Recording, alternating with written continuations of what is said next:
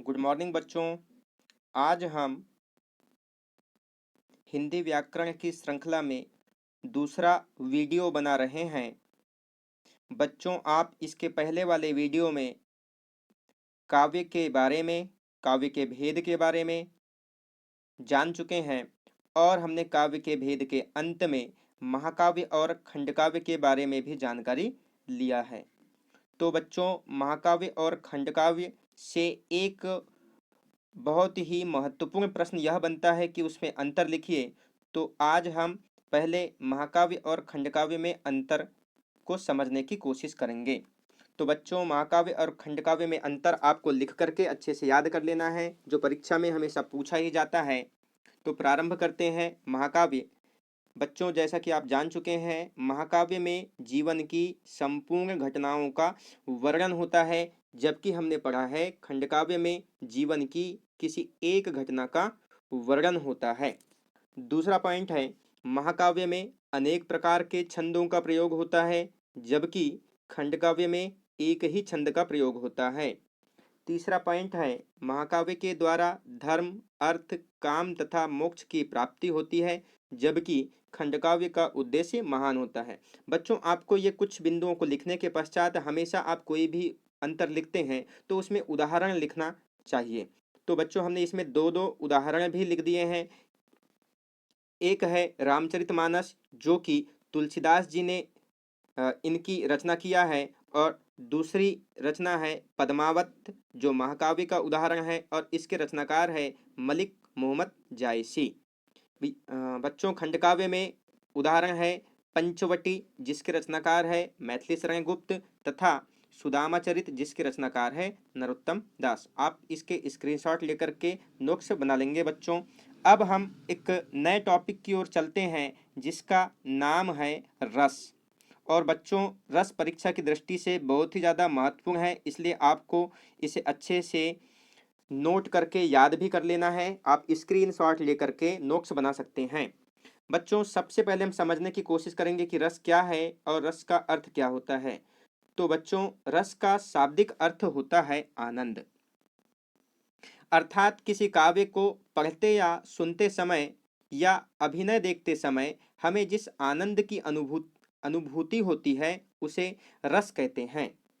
तो बच्चों, आपको ये बात अब समझ में आ चुकी होगी कि रस का शाब्दिक अर्थ होता है आनंद।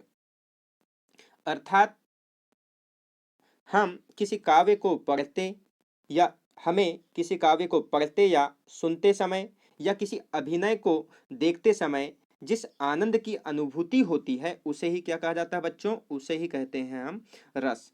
अब बच्चों, यहाँ एक बात और हमें याद रखना है कि ये रस के बारे में जो जानकारी है वो सर्वप्रथम हमें कहाँ से मिली। तो बच्चों, सर्वप्रथम भरत मुनि एक विद्वान थे हिंदी साहित्य के। भरत मुनि के द्वारा ही अपने ग्रंथ उन्होंने एक ग्रंथ की रचना किया है। उनका उस ग्रंथ का नाम है नाट्य शास्त्र, में रस का उल्लेख किया गया है। सर्वप्रथम बच्चों, आपको याद रखना है कि भरत मुनि ने अपने ग्रंथ नाट्य शास्त्र में रस का उल्लेख किया है। दूसरी बात यह है कि भरत मुनि के अनुसार रस की संख्या 8 बताई गई है। बच्चों, यहाँ से सारे के सारे पॉइंट बहुत ही ज़्यादा इम्पोर्टेंट है, जो कि ऑब्जेक्टिव के रूप में पूछे जा सकते हैं कि सर्वप्रथम किस विद्वान ने रस के बारे में उल्लेख किया है। तो बच्चों, आपको याद रखना है भरत मुनि ने अपने ग्रंथ नाट्यशास्त्र में। दूसरी बात, भरत मुनि के अनुसार रस की संख्या कितनी बताई गई है बच्चों? तो भरत मुनि के अनुसार रस की संख्या 8 बताई गई है। जबकि बच्चों, आपको याद रखना है, हिंदी साहित्य में जितने भी विद्वान हैं उनकी सर्वसहमति से या सर्वमत के अनुसार रस की संख्या 11 होती है। यह बहुत इंपॉर्टेंट है बच्चों कि सर्वमत के अनुसार रसों की संख्या 11 होती है।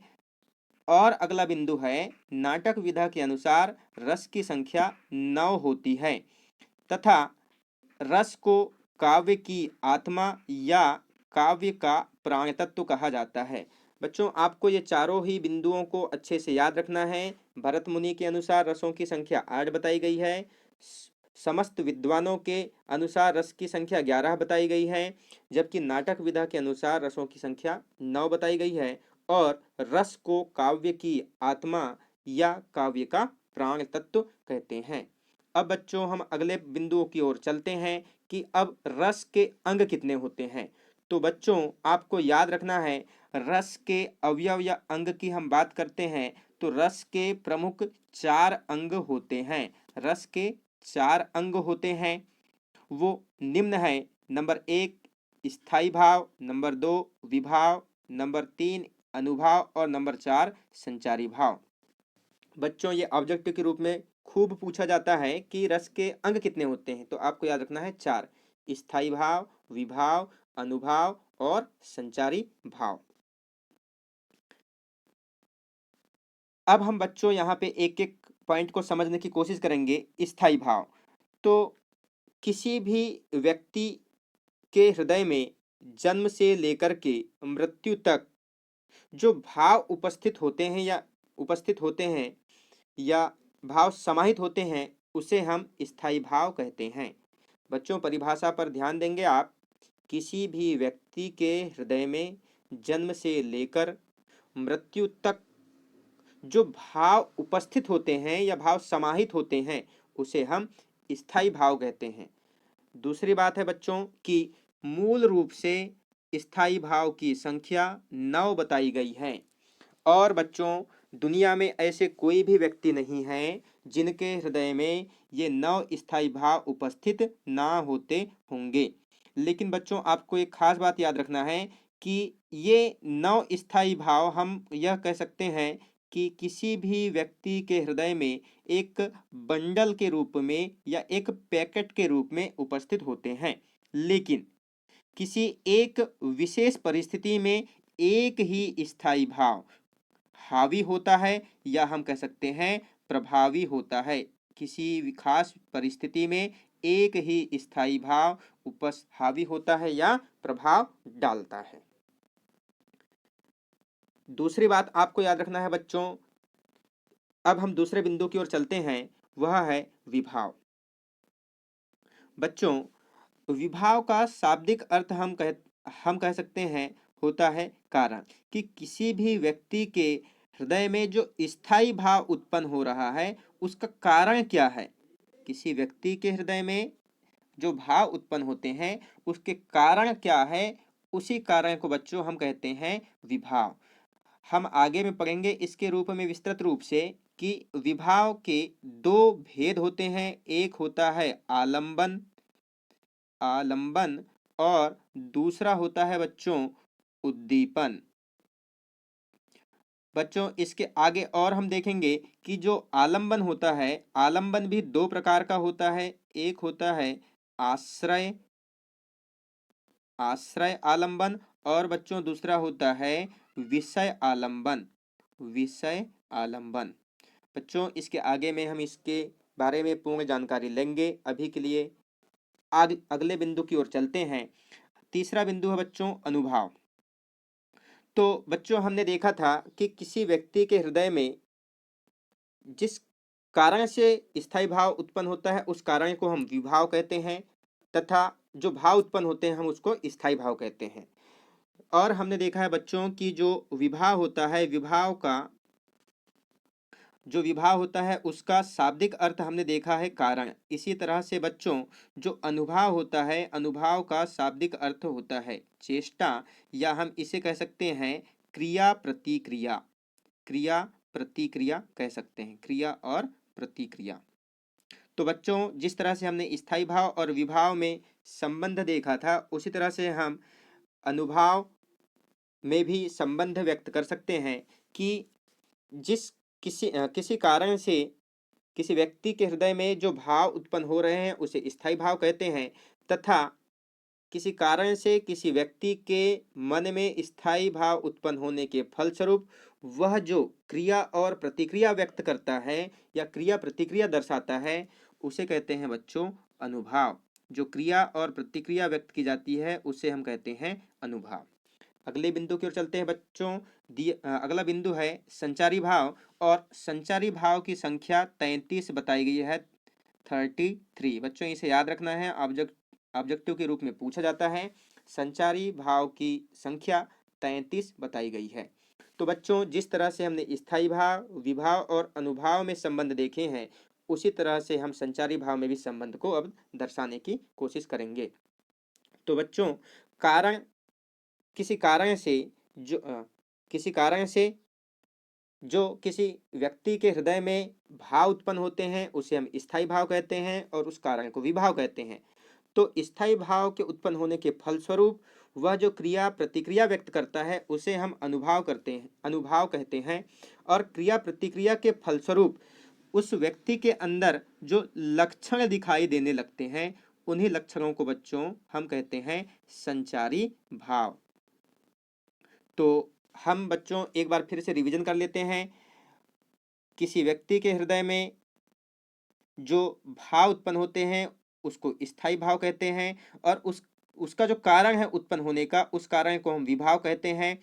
और स्थायी भाव के उत्पन्न होने के बाद में वह जो क्रिया प्रतिक्रिया व्यक्त करता है उसे अनुभाव कहते हैं, तथा क्रिया प्रतिक्रिया के फलस्वरूप उस व्यक्ति के अंदर जो लक्षण दिखाई देने लगते हैं, जो स्थिति बनती है, उसे हम कहते हैं संचारी भाव।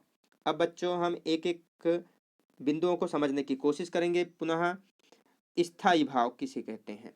तो स्थायी भाव हमारे हृदय में सदा सर्वदा से विराजमान रहने वाले भाव, हमारे हृदय में सदा सर्वदा से विराजमान रहने वाले भाव, जिससे हम अपनी भावनाएं प्रकट करने में समर्थ होते हैं, उन्हें स्थायी भाव कहते हैं। और स्थायी भावों की संख्या 9 मानी गई है और वे निम्न हैं। जैसे रति, रति का तात्पर्य है बच्चों प्रेम, रति का मतलब होता है प्रेम। शोक, हास, क्रोध, भय, उत्साह, विस्मय, विस्मय को ही बच्चों हम आश्चर्य कहते हैं। और जुगुप्सा या घृणा, हेट कह सकते हैं। निर्वेद, निर्वेद को ही बच्चों हम कह सकते हैं वैराग्य या संन्यास की भावना। बच्चों इसके अलावा 9 स्थायी भाव के अलावा और 2 रस के स्थायी भाव देखने को मिलते हैं, लेकिन वो जो 2 स्थायी भाव है वो रति अर्थात प्रेम के ही 2 भेद माने जाते हैं। वे निम्न हैं। संतान विषयक रति, जिसे हम रति का मतलब इसने ही कहते हैं। तो संतान विषयक जो रति होता है, वह जो स्थायी भाव है बच्चों, वह होता है वात्सल्य नामक रस का। तथा इस विषयक रति जो होता है बच्चों, या उसे ही हम देवरति के नाम से जानते हैं, वह होता है भक्ति रस का स्थायी भाव। और ये दोनों ही जो स्थायी भाव है बच्चों, इस संतान विषयक स्थायी भाव और इस विषयक रति वाला स्थायी भाव, ये दोनों ही रति के ही भेद होते हैं। बच्चों हम एक यहाँ पर उदाहरण के रूप में समझने की कोशिश करते हैं कि कोई अगर घटना घटित हो रही है तो उसमें कौन सा विभाव होगा, कौन सा अनुभाव होगा, कौन सा संचारी भाव होगा और कौन सा स्थायी भाव होगा। तो बच्चों हम इसे समझने की कोशिश करते हैं। मान लीजिए आप किसी कार्यक्रम में जाने का सोच रहे हैं और आप किसी जगह पर आप पहुंचे हैं और आप मोदी जी को बहुत अधिक चाहने वाले हैं। हम मोदी जी का उदाहरण लेकर के समझने की कोशिश कर रहे हैं। तो आप जब किसी स्थान पर गए थे और वहां पर मोदी जी का आगमन हुआ, तो मोदी जी के आने से आपके मन में प्रेम या हम कह सकते हैं स्नेह उत्पन्न हुआ उनको देख करके। तो मोदी जी के वजह से आपके मन में प्रेम या हम कह सकते हैं रति नामक स्थायी भाव उत्पन्न हुआ है। तो बच्चों मोदी जी के कारण से उत्पन्न हुआ, तो मोदी जी यहाँ पे होंगे विभाव, और उनके कारण से आपके मन में क्या हुआ है, तो आपके मन में प्रेम या